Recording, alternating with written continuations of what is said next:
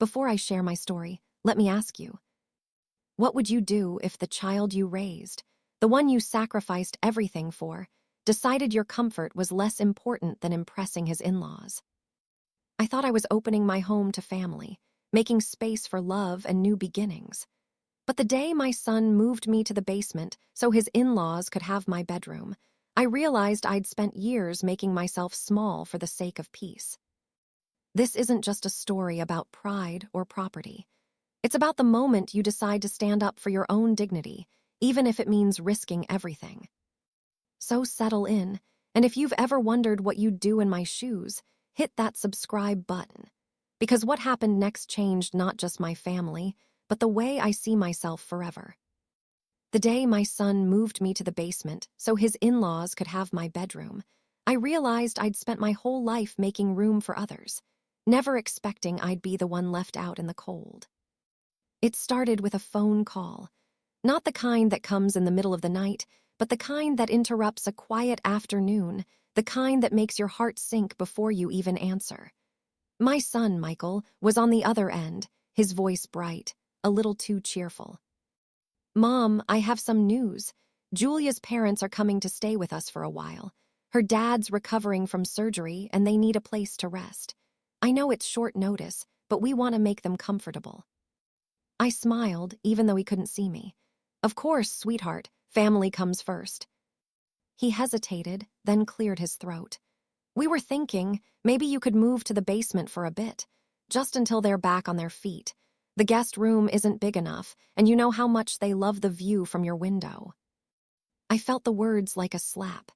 My bedroom, the one Tom and I had shared for 30 years, the one I'd painted myself, the one with the quilt my mother made, the one with the window that looked out over the garden, was suddenly up for grabs.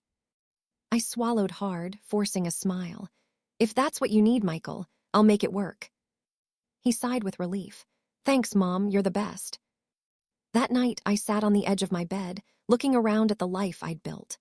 The photos on the dresser, the books on the nightstand, the vase of wildflowers from the garden. I thought about Tom, about the nights we'd spent talking and laughing, about the mornings we'd watched the sun rise over the roses. I wondered what he'd say if he could see me now, packing up my things, making space for people who barely knew me. I moved my clothes to the basement, folding them carefully, trying not to cry. The basement was cold, damp, full of boxes and memories I'd tried to forget. I set up a cot in the corner, hung a lamp from a nail in the wall, and tried to make it feel like home. Julia's parents arrived the next day, all smiles and gratitude.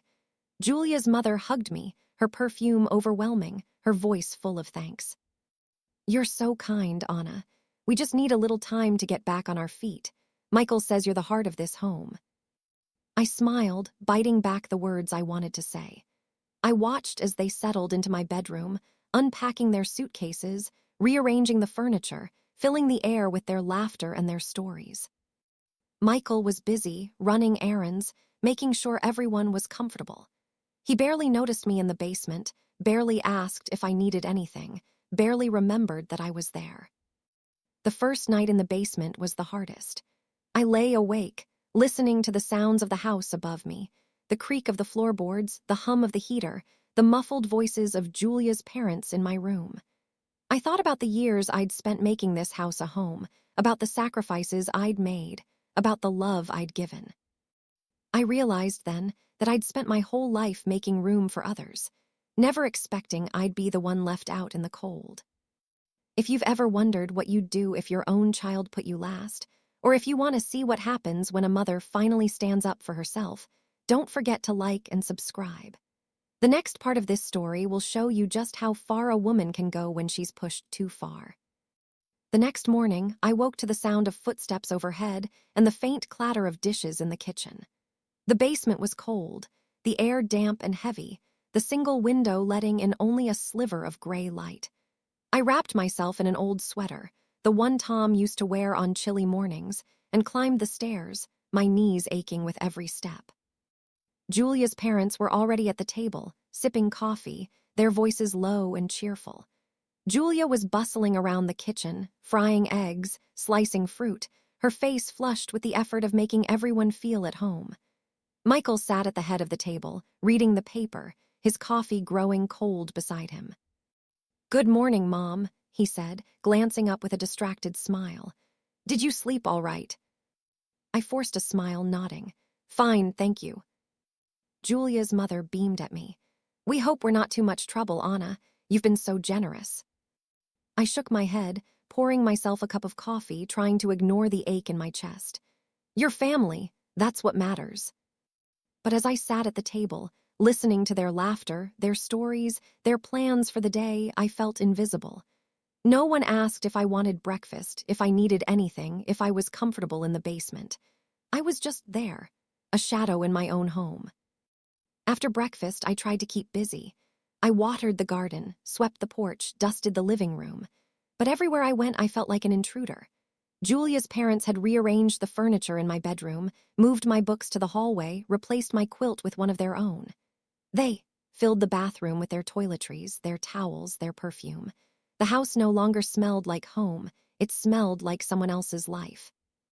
I found myself retreating to the basement more and more, seeking refuge among the boxes and old furniture. I set up a small table by the window, brought down my knitting, my books, my favorite mug. I tried to make it feel like home, but the cold crept in, settling in my bones, making me feel older than I was. Michael was busy with work, coming home late, leaving early, always in a rush. He'd stop by the basement to check on me, but his visits were brief, his words hurried. "Everything okay, Mom? Need anything?" I'd shake my head, forcing a smile. "I'm fine, sweetheart, don't worry about me." But I could see the guilt in his eyes, the way he avoided looking at me, the way he flinched when Julia's parents called him son. Julia tried to include me, inviting me to join them for dinner, for movie nights, for walks on the beach. But I always felt like a guest, like someone who didn't quite belong. I'd sit at the table, listening to their stories, their laughter, their memories, feeling the distance grow with every passing day. One evening, as we sat around the table, Julia's father turned to me, his voice kind but firm. "You must be so proud of Michael, Anna. He's built a wonderful life here. You should be grateful to be part of it." I smiled, biting back the words I wanted to say. I thought about the years I'd spent building this home, about the sacrifices I'd made, about the love I'd given. I wondered if anyone remembered, if anyone cared. That night, I lay awake in the basement, listening to the sounds of the house above me, the creak of the floorboards, the hum of the heater, the muffled voices of Julia's parents in my room. I thought about Tom, about the life we'd built, about the family we'd raised. I realized then that I was tired of being invisible, tired of making myself small for the sake of peace. And I promised myself that if the chance came, I would take back my place in this family, no matter what it cost. The days blurred together, each one colder than the last. I tried to keep my spirits up, telling myself it was only temporary, that Julia's parents would go home soon, that Michael would remember who I was to him. But the ache in my chest grew heavier with every passing day. I started to notice little things. Julia's parents began to act as if the house was theirs. They rearranged the living room, moved my favorite chair to the garage, replaced my family photos on the mantel with their own. Julia's mother started giving instructions to the staff who came to clean, telling them what to do, what to throw away, what to keep. One afternoon, I came upstairs to find Julia's father in the kitchen, talking to a contractor about updating the cabinets. He didn't see me at first, but when he did, he smiled politely and said, "We're just making a few improvements, Anna. Hope you don't mind." I nodded, my voice tight. "Of course, whatever you need." But inside, I was seething. I felt like a guest in my own home, a relic from another time, someone to be tolerated but not respected. Michael grew more distant. He spent more time at work, less time at home. When he was home, he was distracted, his eyes glued to his phone, his words clipped and hurried. I tried to talk to him, to tell him how I felt, but he brushed me off. "Mom, it's just for a little while. They need us. Can't you just be patient?" I wanted to scream. I wanted to remind him of all the times I'd put him first, of all the sacrifices I'd made, of all the love I'd given. But I bit my tongue, afraid of making things worse. One night, I overheard Julia and her mother talking in the hallway outside my old bedroom. "She's lucky we let her stay at all," Julia's mother whispered. "Most people her age would be in a home by now." Julia laughed, her voice low. "Don't worry, Mom. Once the inspector comes, we'll have a reason to move her out for good." My heart pounded in my chest. "Inspector, move me out?" I pressed myself against the wall, straining to hear more, but their voices faded as they walked away. I stood there in the dark, my hands shaking, my mind racing. I realized then that this wasn't just about making room for family. This was about pushing me out, about erasing me from the home I'd built, the life I'd made, the family I'd loved. That night, I sat in the basement, staring at the bare walls, the boxes of memories stacked in the corner, the single window that let in only a sliver of moonlight.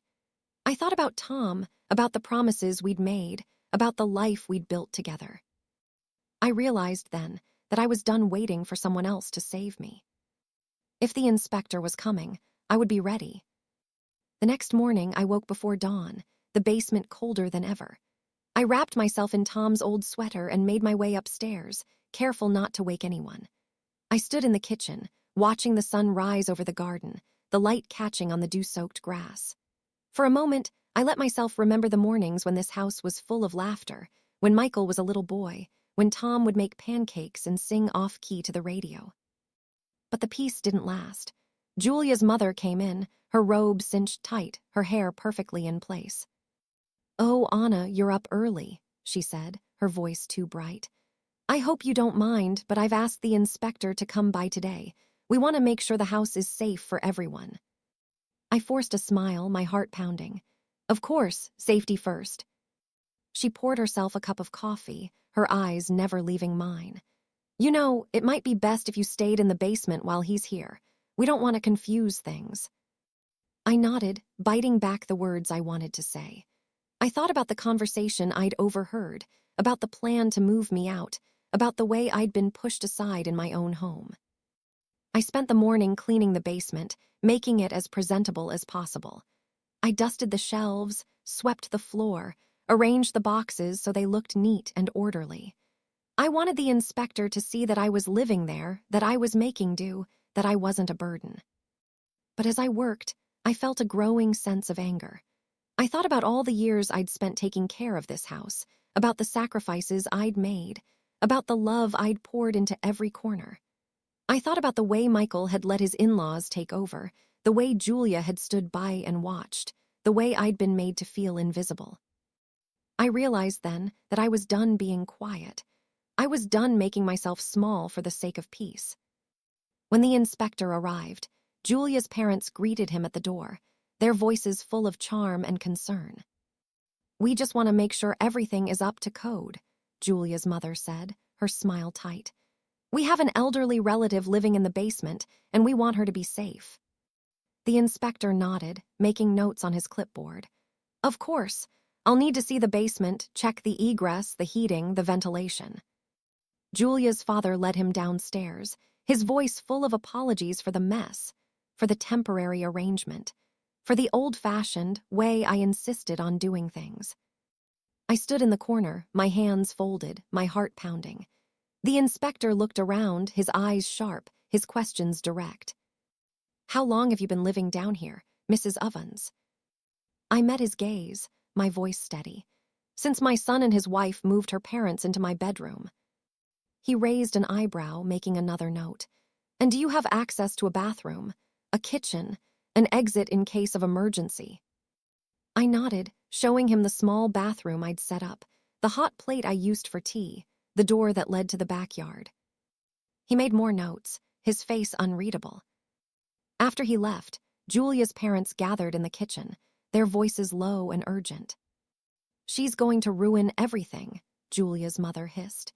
"If the inspector finds out she's living down there, we'll never get her out."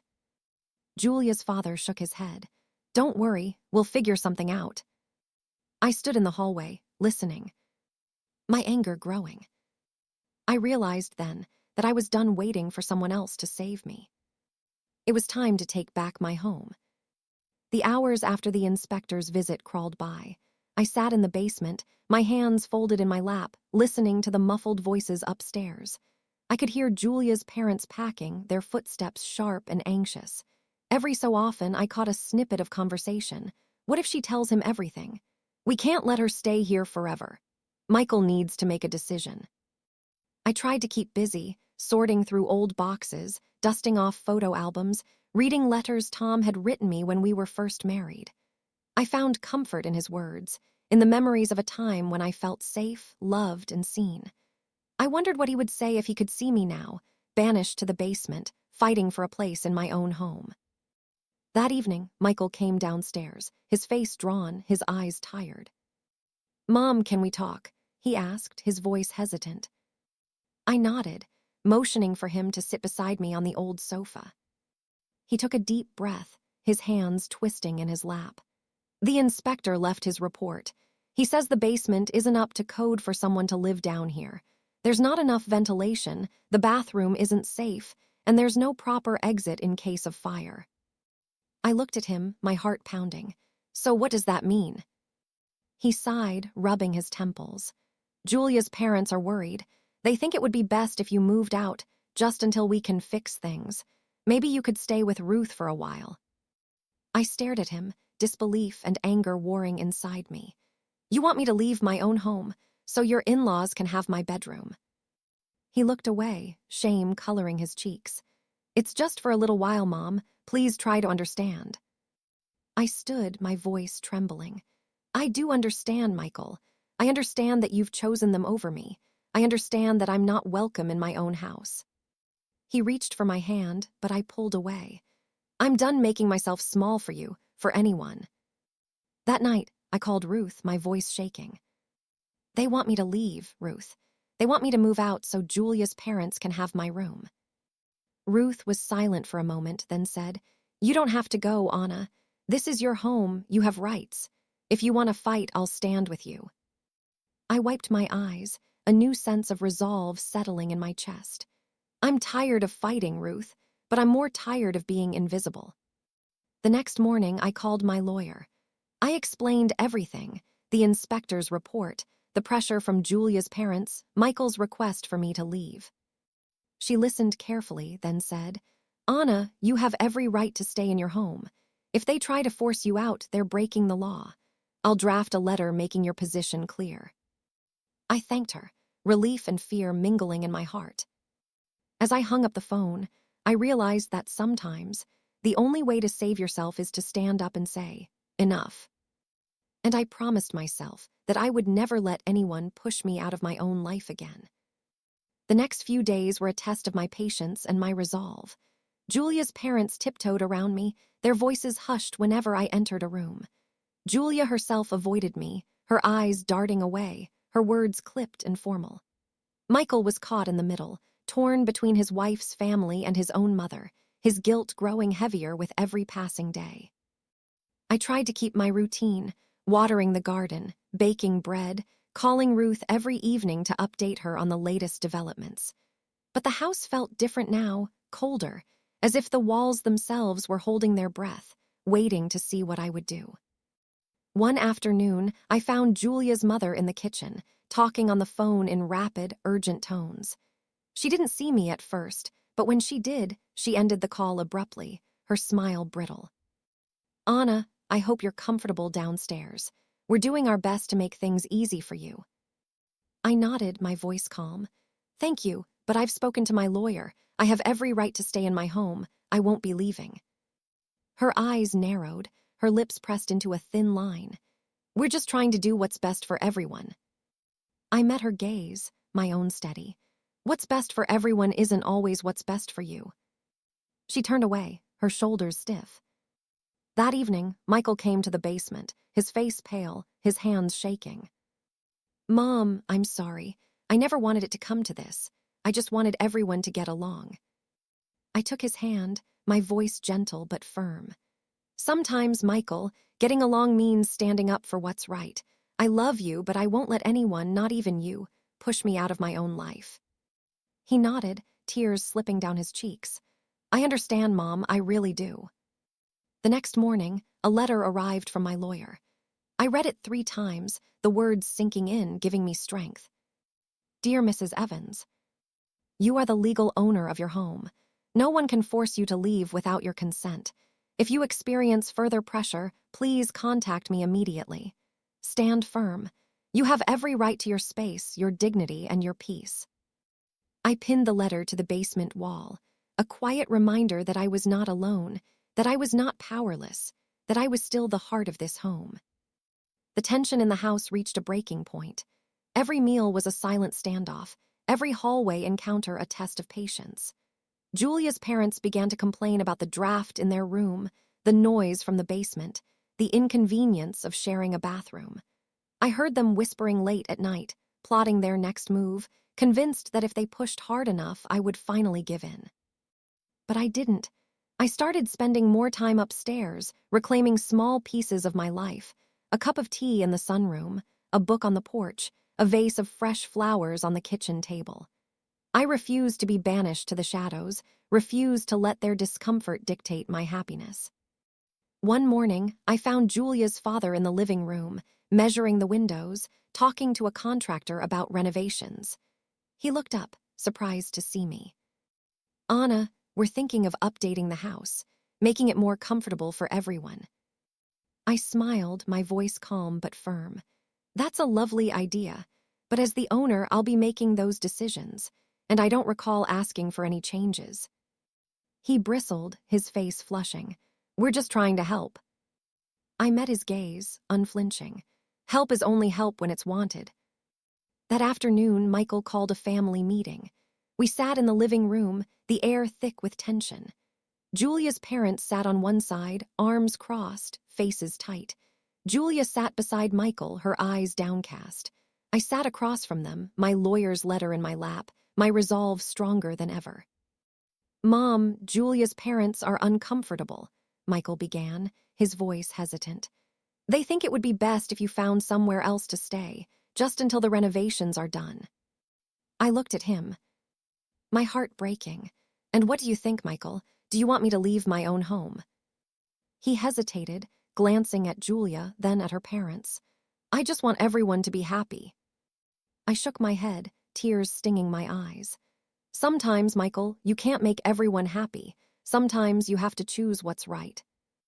I stood, my voice steady. I'm not leaving. This is my home.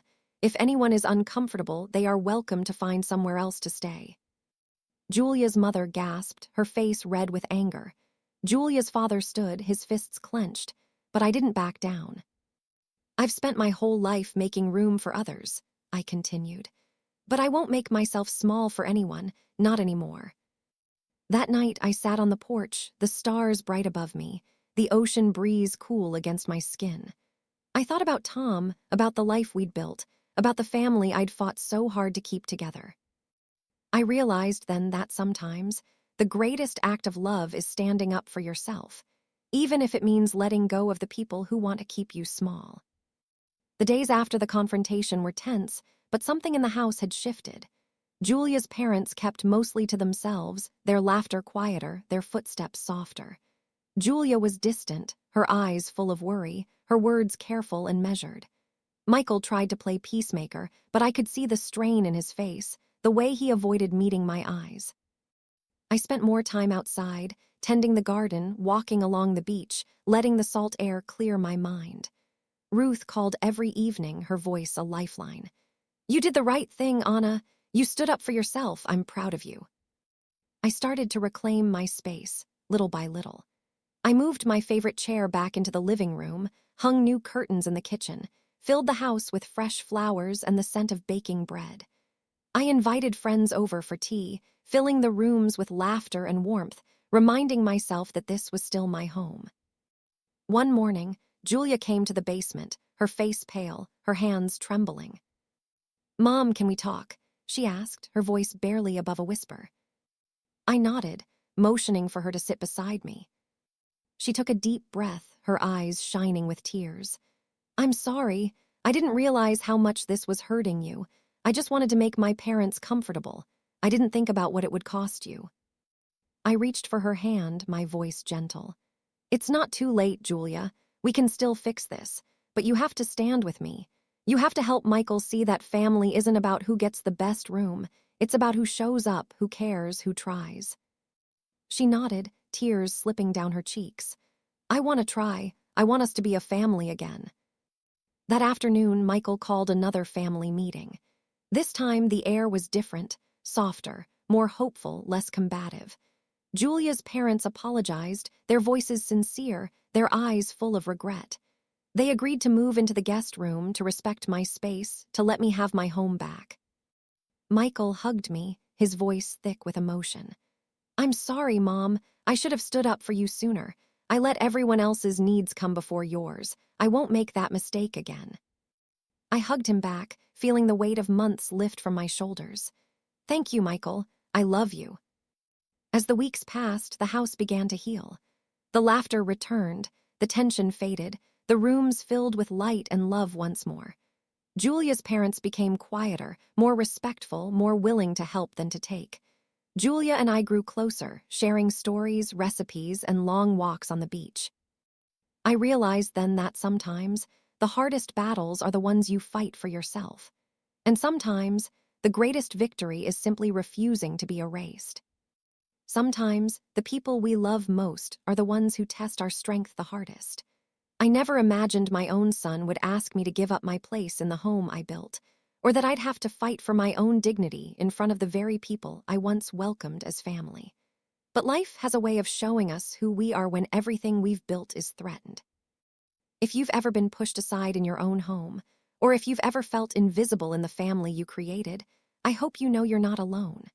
I know what it's like to sit in the quiet after everyone's gone, to wonder if you did enough, if you loved enough, if you mattered enough. I know what it's like to feel the ache of old wounds and the sting of new betrayals, to want to hold on and let go at the same time. But I also know that healing is possible. That courage is a choice you make every day, sometimes in small ways, sometimes in ways that change everything.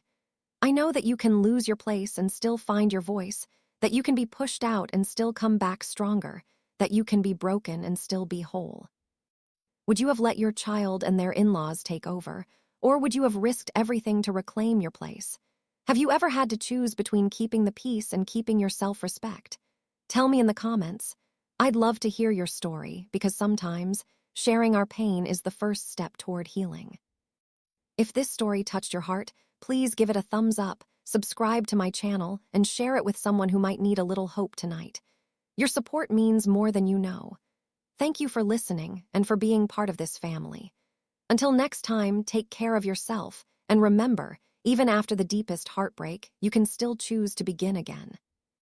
And if you want to see what happens when a woman finally chooses herself, or if you believe in the power of second chances, don't forget to hit that subscribe button, because the next story might just be the one you need.